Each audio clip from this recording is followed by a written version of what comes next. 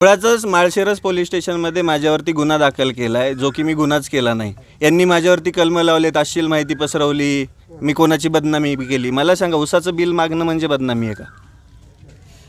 म्हणजे काही न करता शेतकऱ्यांचे बिलं थकवलेले आहेत, त्याची मागणी केल्यानंतर लगेच आमच्यावरती गुन्हा दाखल होत असेल, आम्हाला इथं यावं लागत असेल. म्हणजे नेते तुपाशी झाले, उद्योजक तुपाशी झाले आणि शेतकरी उपाशी झाला. हीच परिस्थिती दाखवतो. इथं शेतकरी किती आहेत ज्यांचा ऊस थकलाय बिल? हे सगळे शेतकरी येतात. सगळ्यांचं काय म्हणणं आहे, 1800 रुपयांनी काल हप्ता टाकलाय. कधी? काल. सांगितलं कितीने? 3050ने सगळ्यांचं दिलंय. माझ्याकडे त्याच्या कारखान्याचं लेटर आहे, काय की 25 तारखेपर्यंत आम्ही तुमचे पैसे देऊ, तोपर्यंत थोडंसं आम्हाला सहकार्य करा. नमस्कार.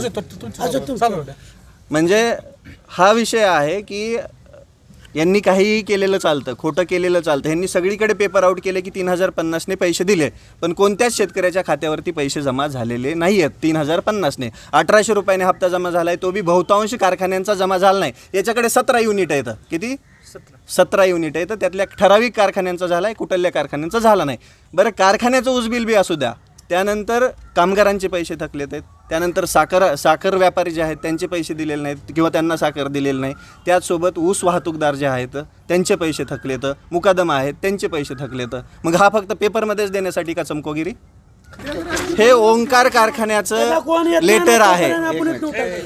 इथं ऐका, हे जे लेटर आहे हे ओंकार सहकारी नाही, प्रायव्हेट कारखान्याने दिलेलं आहे. याच्यामध्ये तो काय म्हणतोय, गळीत हंगाम 2025-26 करता ऊस पुरवठा केलेल्या सर्व शेतकरी बांधवांना कळविण्यात येते की आपले कारखान्याचे दिनांक 21/6/2026 अखेर 3,40,916 मेट्रिक टन ऊस गाळप केलेले आहे.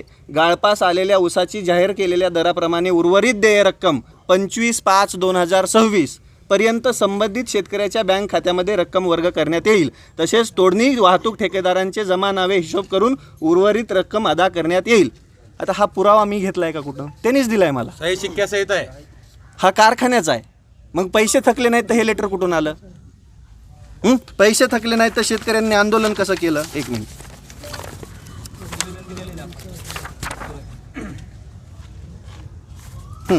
आता हे शेतकऱ्यांची संघर्ष समिती आहे ऊसाच्या बिलासंदर्भात.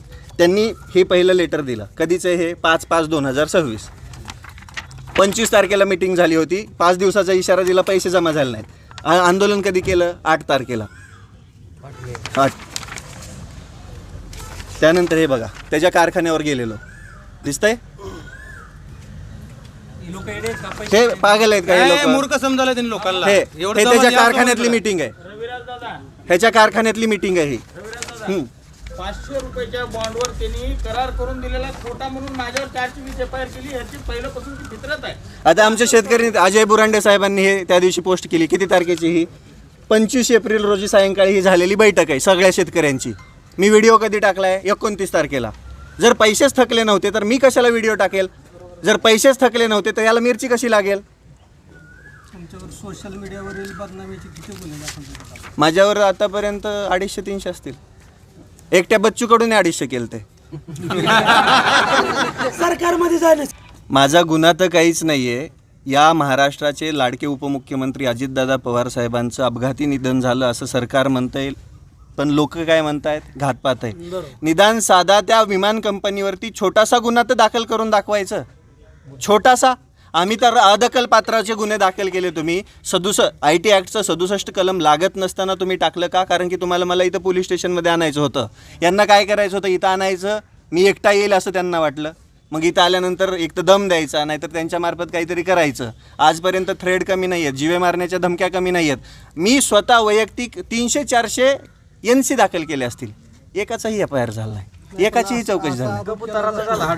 पाण्याची कमतरता, खताची कमतरता हे विषय न घेता शेतकरी जे नेते आहेत ते फक्त ऊस कारखानदारांनाच टार्गेट करण्याचा प्रयत्न करतात. दराचा विषय. ऊस हा शेतकऱ्याचा कणा आहे. एक गोष्ट लक्षात घ्या, ऊस पिकवायला काही पैसे कमी लागतात का? ऊस हा शेतकऱ्याचं काय म्हणतात ना, भविष्य आहे. शेतकरी ऊस पिकवतो कशासाठी? स्वतःचा उदरनिर्वाह करण्यासाठी. ऊसाचं क्षेत्र किती आहे या महाराष्ट्रामध्ये? ऊस उत्पादनामध्ये महाराष्ट्र किती नंबरला आहे? साखरेचं उत्पादन किती होतं? हे विचार करा ना तुम्ही. शेतकरी सगळा ऊसच पिकवतोय तर मग प्रश्न कोणता येणार? कांद्याचा विषय मी ह्या ऊसाच्या आधी कांद्याचा घेतलेला आहे. त्याच्या आधी बागांचा घेतलेला आहे. बागा तर मी स्वतः शेतकऱ्यांच्या बांधावर जाऊन डेव्हलप करून देतोय. असं नाही आहे एकच टार्गेट कर. आमचा शेतकरी जे पिकवतो त्या प्रत्येक वेळी तुम्ही जर काही केलं तर आम्ही त्याच्यावर प्रश्न उभा करणार, उपस्थित करणार, आम्ही त्याच्यासाठी लढणार. मग ऊस उत्पादक असो, भुसार उत्पादक असो, ज्वारी उत्पादक असो, नाहीतर अजून कोणताही, नाहीतर कांद्याचा असो, कोणताही असो, आम्ही त्या प्रत्येक शेतकऱ्यावर झालेल्या अन्यायाच्या विरोधात उभं राहणार म्हणजे राहणार.